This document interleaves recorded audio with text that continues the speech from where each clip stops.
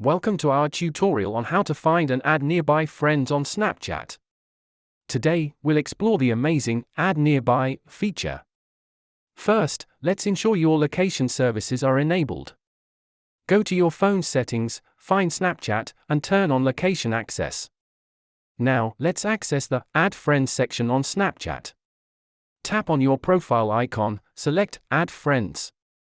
In the Add Friends section, look for Add Nearby. This will show you users who are currently around you. Always make sure you have the latest version of Snapchat. Head over to your App Store to check for updates.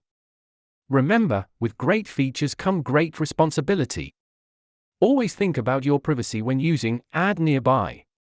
Besides Add Nearby, you can also connect with nearby friends through Snapcodes or user search. Once you find nearby friends, make sure to manage your friend requests carefully. Let's demo how to successfully add a friend and start a conversation. It's that easy. That wraps up our tutorial. Enjoy using Add Nearby or responsibly and connecting with friends.